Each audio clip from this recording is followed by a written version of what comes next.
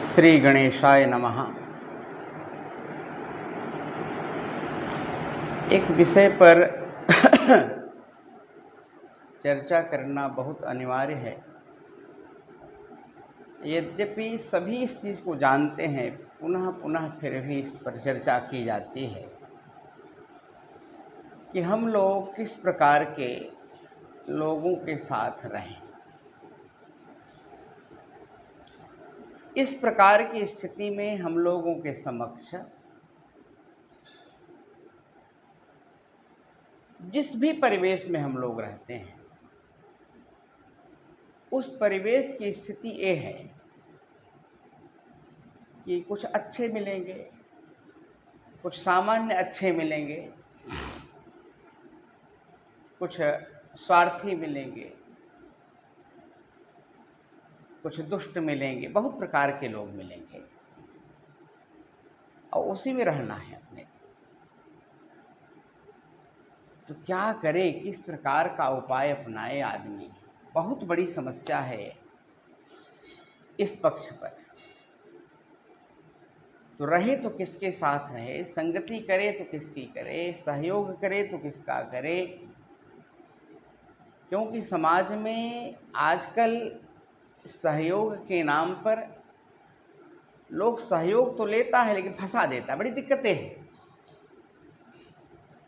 आप एक दया भाव, आर्द्र भाव में आकर के सहयोग करेंगे, परंतु सहयोग लेने वाला फंसा देता है।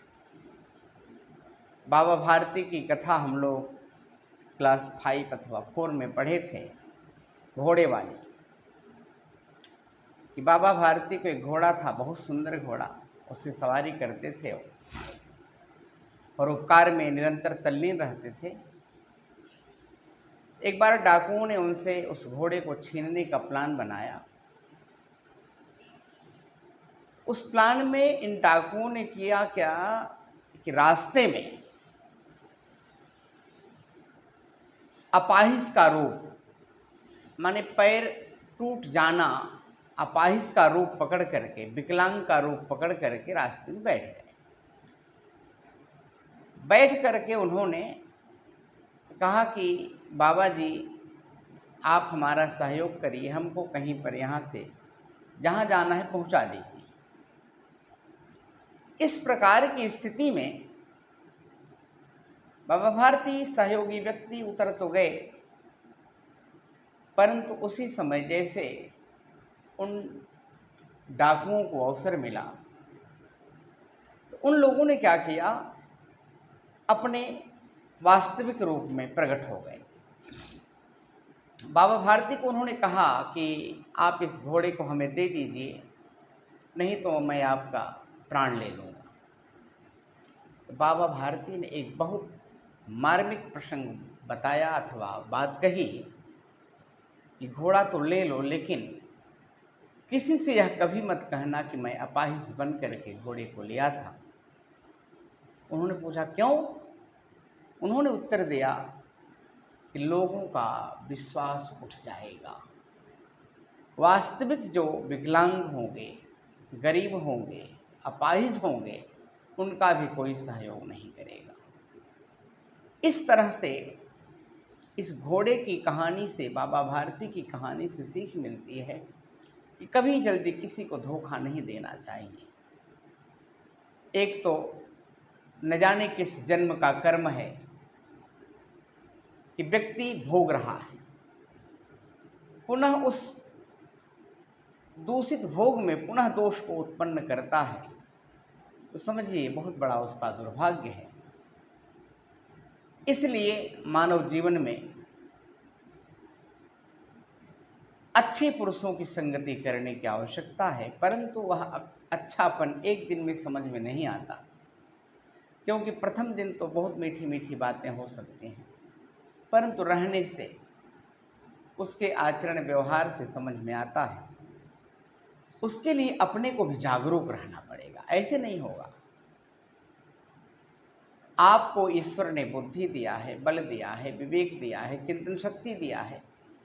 विवेक का तात्पर्य यहाँ बुद्धि से नहीं है, विवेक का तात्पर्य है सत असत निर्णय करने की क्षमता दिया है। उचित अनुचित का ज्ञान करने का एक सामर्थ्य दिया है।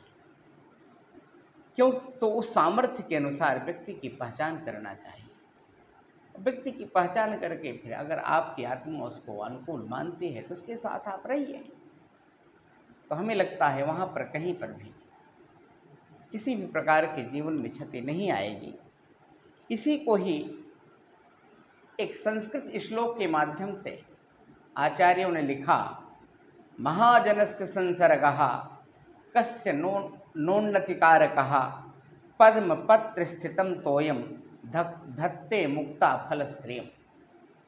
महाजन व्यक्तियों का, महाजन से सेठ नहीं लेना है यहाँ पर, जो विचार से प्रधान हो, कर्म से प्रधान हो, धर्म को मानने वाला हो, अपनी अपनी संस्कृति के अनुसार जीवन यापन करने वाला हो, अपने धर्म में उसकी निष्ठा हो, निष्ठा के साथ उसको पालन करने वाला हो, ऐसे ही व्यक्तियों का संसर्ग करना चाहिए। जैसे उदाहरण दिया, कमल के पत्र पर पड़ी हुई बूंद जैसे वह मुक्ता एकदम मणि के समान सुशोभित होती, मोतियों जैसा दिखाई पड़ती है, उसी प्रकार सत्संगति करने से व्यक्ति का जीवन मोतियों के समान खिल जाता है। इस प्रकार से व्यक्ति को अच्छे लोगों की संगति करनी चाहिए। तो हम लोग भी अपने विचार से, बुद्धि से, विवेक से अच्छे पुरुषों को पहचान करके उनकी संगति करें। संगति का तात्पर्य क्या है? उनके द्वारा जो मार्ग अपनाया गया उसको अपनाकर जैसे वो आगे बढ़ें, हम भी आगे बढ़ें। केवल भौतिक रूप में आगे बढ़ने को बढ़ना नहीं कहा जाता। आत्मचिंतन के द्वारा आत्मोन्नति हो, विचार उन्नति हो, कर्म उन्नति हो, सत्कर्म में प्रवृत्ति हो, इस प्रकार की उन्नति हम लोग कर पाएँ। अतः हम लोगों को नित्य प्रति सत्कर्म के प्रति, सत्व्यक्ति के प्रति, सत्शास्त्रों के प्रति तत्पर रहना चाहिए। इसलिए हम लोगों को यत्न करना चाहिए। बहुत बहुत धन्यवाद।